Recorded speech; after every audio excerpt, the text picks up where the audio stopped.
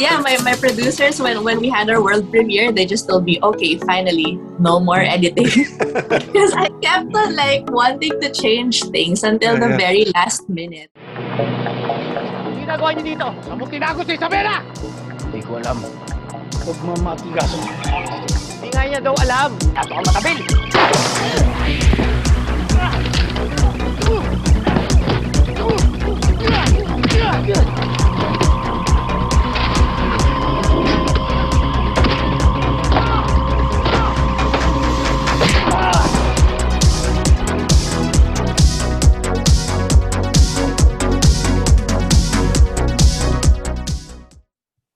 Hello and welcome to the 206. My name is Mark, coming to you from Seattle, Washington, and this is the Changing Directions interview series. My guest for this conversation is Martika Ramirez Escobar, whose brand new movie, Leonor Will Never Die, recently had its world premiere at the Sundance Film Festival. Martika, welcome to the 206 and congratulations on the premiere. Hi, Mark. Thank you so much for having me. Oh, thank you for taking the time. I appreciate it. Now, Martika, being selected by Sundance had to be a big honor for you, especially considering you are just the second director from the Philippines ever to be in the World Cinema Dramatic Competition. So tell me what that means to you and what was the moment like when you found out?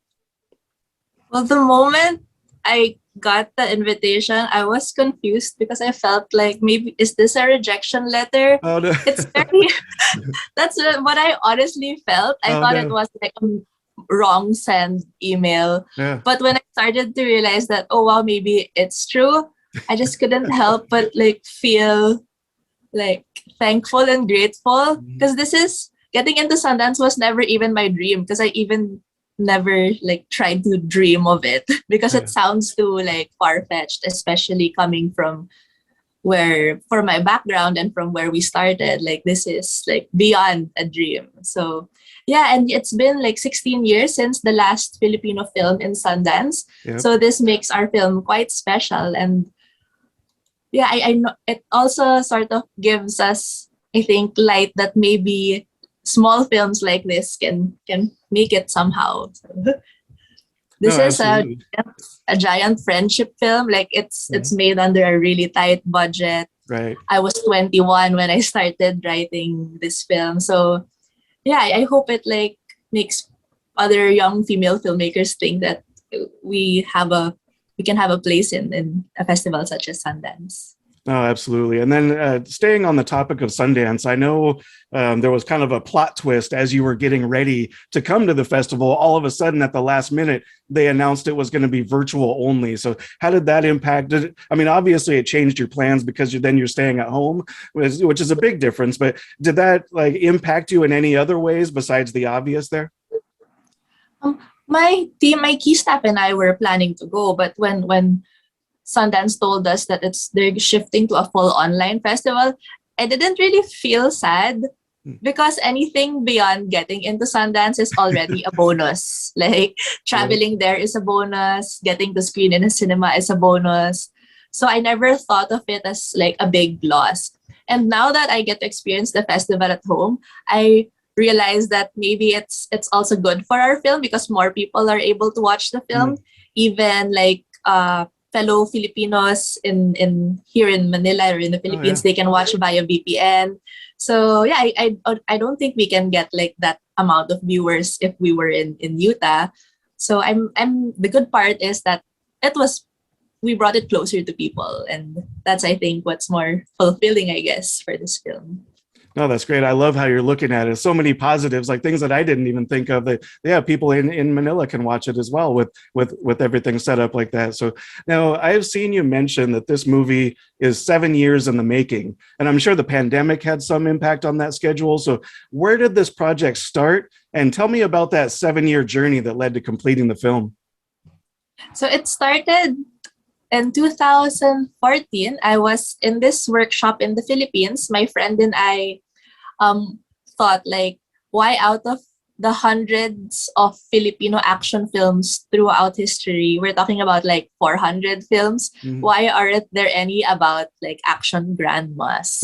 So it started with that idea, which also started from the fact that our mentors in that workshop came to class looking like action characters from action films. Oh, wow. And that's just how they are in real life. It's not like they were wearing costumes. That's just their way of life. So we were like, oh, what is about this like action film past that like makes people think that they're still like in an action film? So Right. that's why I decided to like turn it into a film about how films can affect us and as a people.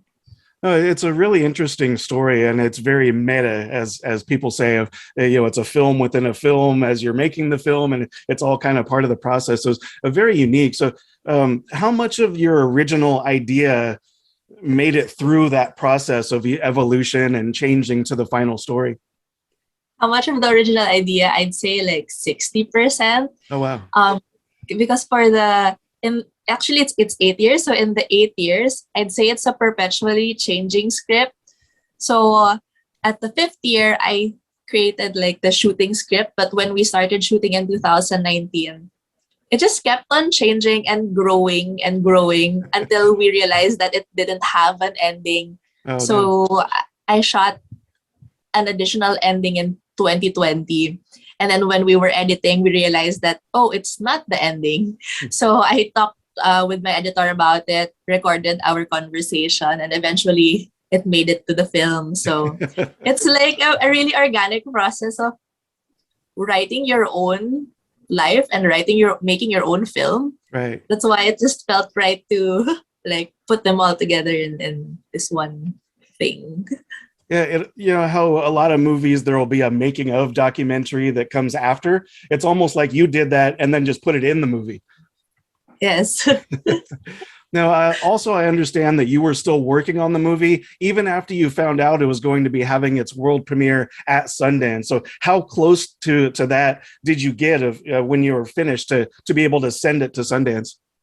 How did you find out about that? No, just kidding. But yeah, my producers, when we had our world premiere, they just told me, okay, finally, no more editing. Because I kept on like wanting to change things until the very last minute. It's just, I don't know. I mean, people change all the time. So like, I think this film is just like an extension of myself. So I just keep on changing it. So what was your question again? Sorry. Just like how close, like it sounds like you've answered the question that it was like right up to the last minute. It sounds like you were still tinkering with it right up to when it was about to be shown. Right. So how close it was to the original? Yeah, and I said 60%.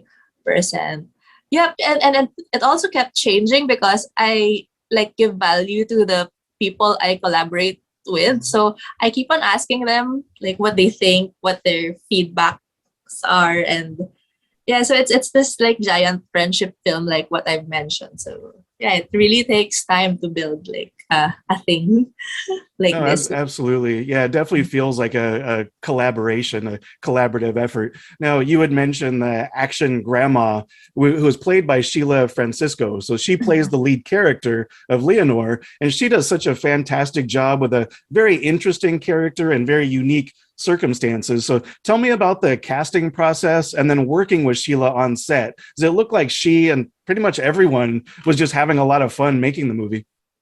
Yeah, because it's true. But the casting process was also as long as the whole process of this film. So I from what I remember, it's like 20 days of like asking people to come to my home and then just ask them to read. So my basis would usually be like when they read and I feel that they're like a real existing person, it means that like, oh baby, they're a good candidate for this film. Sure. So yeah, that's my main basis. And when we had Sheila read, she just felt like an existing like human being, but she was reading the lines of Leonor. So when I felt that, oh, like this is Sheila, and she's also a singer and a very good and recognized theater actress. So I know she can do it. And she possesses this spirit that's very close to how I imagined Leonor on paper. So yeah, when you feel that spirit in real life, that's a good sign that maybe they're the right people for your film. And the other cast, I also casted them that way through their readings, but a lot of them are also friends. Um, like what I mentioned, this is a lot of friendship cards. So whenever we need, like, oh, I need a pregnant man, like I just got my friend, or like Yeah. we need a electricity man. I just called an actor I had before. So yeah, I think it's like a community film as well, and I'm just like glad that pre-pandemic we were allowed and able to do these things. Right. Yeah, I'm sure during once the pandemic hit and all the restrictions and everything, that probably completely changed everything that you could and couldn't do. So I guess kind of with that in mind, what is the number one thing that you learned from making this film that you'll now take with you and remember it as you make more movies? Oh, the number one thing I've learned, I think it's that in wanting to make the film, it's not really about wanting to make the film. What I enjoy the most about making a film is getting to learn more about people and life. And that's, I think, like my realization in this 8-year process. That's why I kept on like just doing it, and I kept on like feeling the urgency to make it even if the odds are against us. It's because I like, as a person, I get to, learn more about things and like create relationships with people and then with places, and you just like have this understanding of life that's brighter when I make film. So that's why I like my takeaway. Because before I used to like ask myself, why do I make films, for who and for what? And then when I made this, it was clear. Yeah. No, that's amazing. Thank you. Now, who are some filmmakers who influenced you when it comes to the look and the style of the movie that you made? Oh, that also changed. So when I started this, I was a fresh grad, and back then my favorite filmmakers were Charlie Kaufman, Michelle Gondry, Spike Jonze, and then it sort of changed. I became interested in the French people, so Agnes Varda, Godard, and Truffaut, and I don't know how to pronounce his name, but Renee, last year in Marion Bad, my uncle from America. Okay. That guy. Anyway, so it changed. So these are the filmmakers, but it's really Agnes Varda who's my like main influence. And in the Philippines, we have like Mike De Leon, Ishmael Bernal, and Kidlat Tahimik, if you.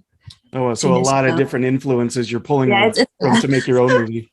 Yeah, I think it shows because it's like a lot of like mashed up ideas. Oh, absolutely. Yeah, definitely. Now, who inspires you that's not a filmmaker? Well, my grandma and my mom, I guess, because they're really the people who allowed me to appreciate and like pursue filmmaking even as a child. So, right. Yeah, that's a big deal because it's hard to convince your parents that to pursue like the arts, right? So right. They allow definitely. me. Sounds like they were very supportive of your dreams and what you wanted to do. Yes. Oh, that's great. Now, we've talked about the film, premiering at Sundance, and it kind of came out of nowhere as news to you. So did you have any sort of plans to get it out there into different film festivals, or do you have any other film festivals lined up now that Sundance has had its premiere for you? Sundance as a plan was never a plan, but of course I wanted a good festival. I wanted a festival with an audience. We thought of having a release in the Philippines, but a film like this, I think like it would be hard to attract an audience. So I think having an international launch would make our film look more watchable when it returns to the Philippines. So that's sort of our strategy. Right now we have a sales agent. So they're finding more homes for our film. And I don't know where we're headed to next. But Sundance has been like a really, really good first birthplace. So I'm really happy with how much people has been showing us love and support. Like I used to think that maybe like only 10 people would watch our film from Sundance because nobody like knew about it, and I don't have friends and relatives in the US. because it's geo-blocked. So Oh, right. Well, it's, yeah. one of the things that I really loved about it is how unique it is. And I think you're absolutely right. If you just all of a sudden say, here it is to the audience in the theaters, people may not understand exactly what's going on with the movie. And so, yeah, I think you're right that having it out there in some festivals and so some word gets out, I think will definitely do some good. So I'm glad that you're able to go that route. And I'm glad that Sundance is able to, kind of kickstart that for you. So Yeah. yeah, no, that's amazing. Now, any long-term plans with the film? I guess that's probably still up in the air right now as far as distribution, but it sounds like you're trying to go the film festival route first, right? Yes. The reason why I want to go to the film festival route is because they usually screen in cinemas. And Yeah. like the entire journey of making this film, my dream was for this to screen in a cinema. Yeah. And like sadly, thanks to COVID, like we can't really have that right now. Yeah. But that's what I hope for in the next like coming months. No, absolutely. I'm sure that dream's going to come true, sooner or later for you. So congratulations on that. Now, Martika, as we've discussed, this interview series is called Changing Directions. And I feel like you're creating change as a director just by making this movie, getting it into Sundance. So I'd like to acknowledge you just for existing in this space as a director, as a woman, as a human being. So what type of impact would you like to make on the world, both as a filmmaker and just as a human being, as a person? Oh no, that's so hard to answer. Impact, I think like right now from after making this film, it's just like I want to invite people to look at the world with more love after watching this film. And Yeah. that's a mindset that I think all of my team had when we were making the film. It's like a shared love for making something, shared love for trusting each other, shared love for building relationships and making filmmaking a happy process. And I think this is something that like, I just want to share, especially because this is a film about an old lady in an action film, which is a very macho genre Right. that's centered on violence and revenge, which are things I don't really like believe in, because in action films solutions are killing people, bloodshed, right? But here I wanted like to treat problems and to solve problems through like a tender manner, like talk about it, treat more things with love and show it to people. So I guess it's that. Just No, simple. absolutely. And no, that's a good point. That definitely comes across both in the story and just how you feel and how I felt watching the movie. So I'm glad that you say that, because that's, I think you've nailed it, that perfectly with that. So thank you. Now, Martika, thank you so much for spending some time with me today. Good luck with the movie, and I'm excited to see where it goes from here.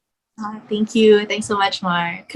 You're welcome. Thank you for your time. Now, the movie is Leonor Will Never Die. This is Martika Ramirez Escobar. My name is Mark, and this is the 206 Changing Directions interview series. The movie will be screening, hopefully, in film festivals throughout the year. So watch for updates on social media pages by searching Leonor Will Never Die on Facebook, Instagram, and Twitter. Thank you so much. Be safe, and we'll see you next time.